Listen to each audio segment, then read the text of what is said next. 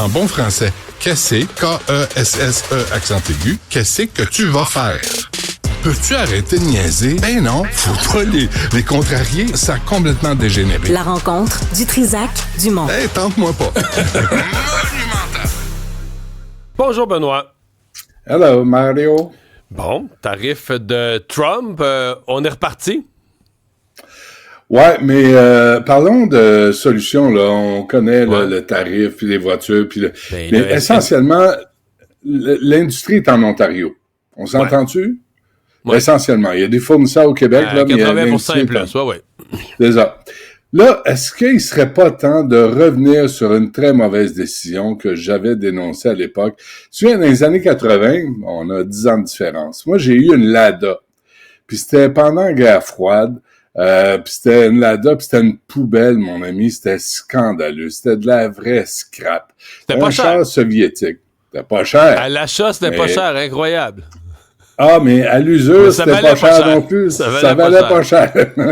As-tu vu, toi, les voitures électriques chinoises? Là, on a appliqué un tarif de 100% pour protéger l'industrie américaine de voitures, l'automobile. Il n'est pas temps de revenir sur cette décision-là.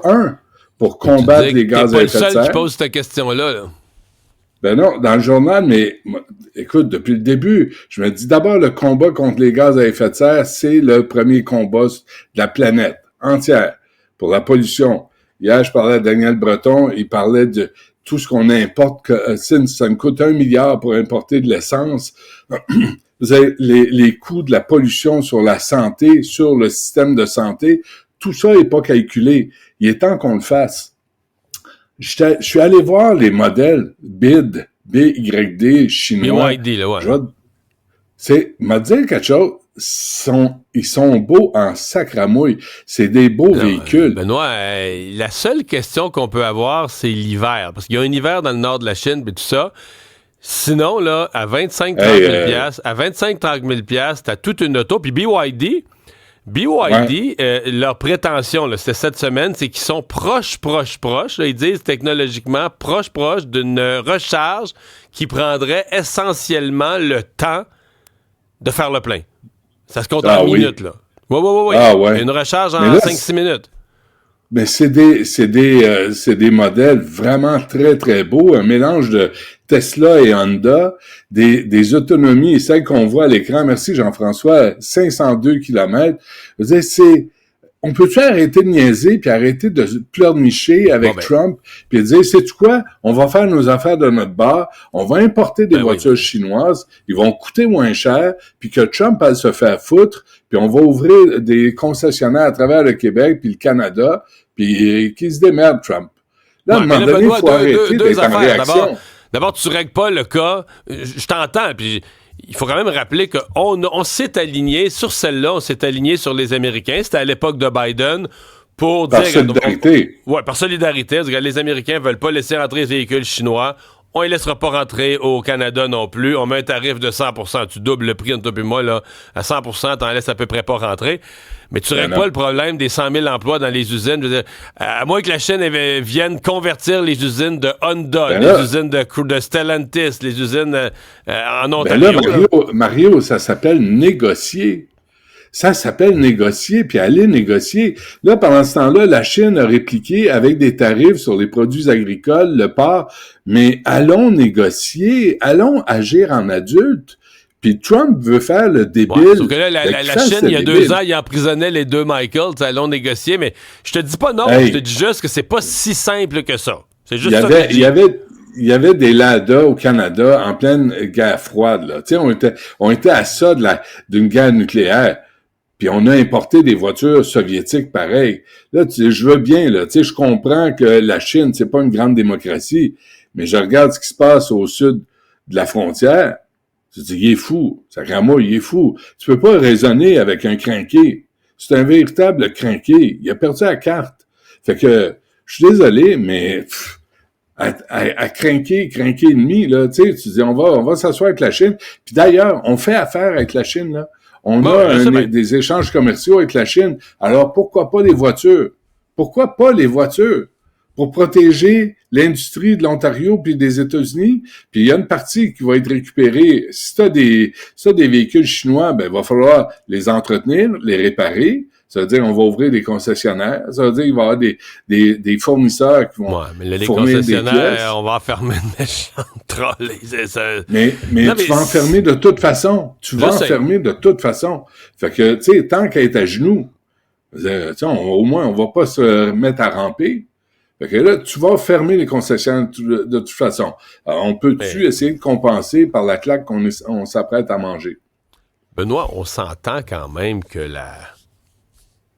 les 3 dernières journées n'ont pas été faciles pour M. Carney de campagne. Là, il était sous pression. Mettons, on peut simplifier. Il était sous pression sur 3 sujets. Là, les paradis fiscaux, ses avoirs personnels et les conflits d'intérêts, sa connaissance du Québec. Là, il rentre d'urgence à Ottawa pour gérer une crise au-dessus de la mêlée. Non, mais ça rentre rentre à Ottawa. Oui, ça rentre à perfection dans la stratégie libérale. On suspend temporairement la campagne. Ouais, mais je pense pas. Non? Je pense pas. Là, j'espère que les Québécois vont allumer, là. Même les Anglos qui écoutent CJD, qui lisent le Montreal Gazette, là. Même les Anglos, là, qui ne font que voter pour le Liberal Party Canada. Même ces pauvres Anglos, ces québécophobes de luxe, là. Même eux autres vont se rendre compte que cet homme-là, ce petit banquier, a de toute évidence la morale et l'éthique assez élastiques. Je m'étais noté la morale et l'éthique d'un jambon de Pâques. Je ne sais pas, mais c'est comme, on peut pas lui faire confiance à cet homme-là. Ben, les 25 milliards en évitement fiscal. Puis là, il dit, ben, on passe par les Bermudes, mais les gens au Canada, les retraités, ben, ils vont payer ils vont payer des taxes là-dessus. Là, c'est quoi l'entourloupette? Moi, je connais comment ça marche dans le vrai monde, puis Pierre Poilievre, c'est un politicien de carrière. Parfait. Là-dessus, il compte un point. Réponse de Poilievre, toujours la même. Ouais, mais lui. Là, Pierre Poilievre, là, les conseillers de Pierre Poilievre, écoutez bien les paroles de la sagesse. Que vas-tu faire, Pierre? Vas-tu rendre ce stratagème évitement fiscal qui est légal, vas-tu le rendre illégal? Benoît. Qu'est-ce que tu vas faire? Benoît. Quoi? C'est les conservateurs qui l'ont fait. Mais non, mais là, c'est Pierre Poilievre qui arrive au pouvoir. Non, je comprends, mais la loi qui permet... Parce que d'abord, même les fiscalistes s'entendent pas, parce qu'effectivement, Brookfield crée une division qui va gérer de l'énergie verte, mais pas au Canada, là, dans un paquet de pays. Tu sais, si c'était une entreprise qui fait des affaires au Canada, qui ouvrait une division aux Bermudes, là, ça serait de l'évitement fiscal clair. Là, c'est plus ambigu, parce que ils vont avoir des projets énergétiques partout sur Terre. Puis là, ils mettent le siège social, ils mettent le lieu, là, évidemment, dans un pays où il y a 0 impôt. Ouais. Normalement, c'est qu'en rapatriant au Canada ces profits-là, là, ils pourraient être imposés en les rapatriant au Canada. Mais à ma connaissance, ce que je comprends, c'est que c'est la nouvelle règle, ou la règle telle qu'elle existe aujourd'hui, c'est les conservateurs qui l'ont mis en place, là. OK, mais peu importe si c'est conservateur. Ben non, mais c'est les conservateurs qui l'ont fait. Ils sont mal placés pour le dénoncer. Mais c'est Harper. Non, mais c'est une autre époque, là. Là, Pierre Poilievre arrive. Pierre Poilievre était là. Il siégeait avec lui, là. Il n'est pas cité comme supposant ça, là. Mario, il avait 12 ans à l'époque, tu sais. Pierre Poilievre a été élu la première fois, il avait 11 ans et demi. Tu sais, arrête, là. Là, on est en 2025. Pierre Poilievre, là, au lieu de dire, mais lui, toi, qu'est-ce que tu vas faire? Toi, le gros, qu'est-ce que tu vas faire? Qu'est-ce que tu vas décider? Avec ça? Comment tu vas... Qu'est-ce que tu vas faire? Rien. Je vais laisser ça de même. Les questions qu'on a posées à Pierre Poilievre hier... Je vais laisser ça de même. Ben, c'est clair. C'est pour ça qu'il passe pas au Québec. Hier, là, à Québec, là, y a-tu quelqu'un qui a dit, allez-vous cesser de contester, si vous devenez gouvernement, la loi 21 devant les tribunaux? Allez-vous cesser de financer les groupes québécophobes, comme nos amis du Québec Bashing Community Groups Network? Allez-vous cesser de les financer par Patrimoine Canada pour qu'ils contestent la loi 96 devant les tribunaux? Qu'est-ce que tu vas faire, Pierre? Tu passes pas. Là, il gagnera pas les élections. Pourquoi? Parce qu'il fait juste blâmer. Là, il blâmait Trudeau, là, il blâme Carney. Toi, qu'est-ce que tu vas faire? Il en a parlé un peu hier, des one-liners. Une ligne. OK, parfait. La loi 21, vas-tu continuer à la contester devant les tribunaux? Ou tu vas respecter la décision d'un gouvernement dûment élu par les Québécois à l'Assemblée nationale. Pierre, qu'est-ce que tu vas faire? Qu'est-ce que tu vas faire, la loi 96? Vas-tu respecter ça?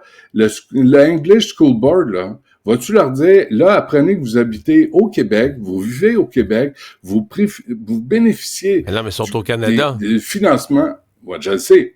Eux autres sont au Canada. Faut leur rappeler qu'ils sont au Québec. Ou sinon, la 401 est là, mon ami.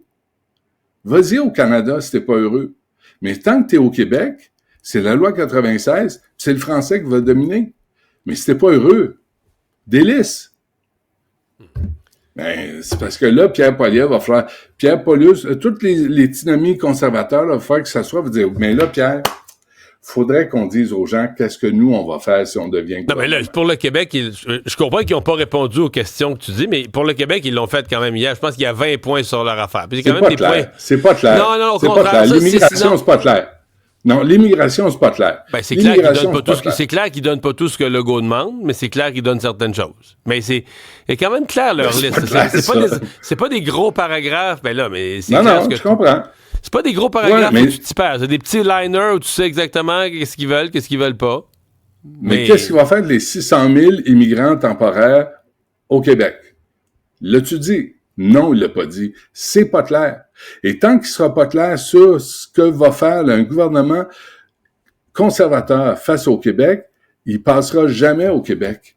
Il faut qu'il clarifie sa situation. Loi 21, loi 96, revenir sur l'avortement auquel il touchera pas. Il faut qu'il soit clair. Les 100 000 immigrants temporaires au Québec, qu'est-ce que tu vas faire? Les immigrants, là, qui débarquent, puis là, il faut falloir serrer la vis, qui débarquent, là, parce on les a, nos crapules, là. On a déjà nos crapules. On va pas en importer. Fait que si tu débarques au Québec puis au Canada pour venir faire de la merde, mon ami, tu vas retourner chez vous. Tu vas retourner d'où tu viens. Puis il va falloir être clair. Ceux qui veulent contribuer à la société, bienvenue. Mais ceux qui viennent ici pour frauder, pour être des proxénètes, pour des crosseurs, dehors. C'est-tu clair? Non, c'est pas clair. Pierre Poilievre, qu'est-ce que tu vas faire? Mais qu'est-ce que tu vas faire? Mais là-dessus, il est quand même passablement clair. Là. Non, mais sur l'expulsion du pays des criminels, il est quand même passablement clair. Là. En fait, techniquement, je dis ça. Techniquement, nos lois sont supposées être claires. Encore faudrait-il qu'elles soient appliquées. Ouais, c'est ça. Salut Benoît, bonne journée. Ouais.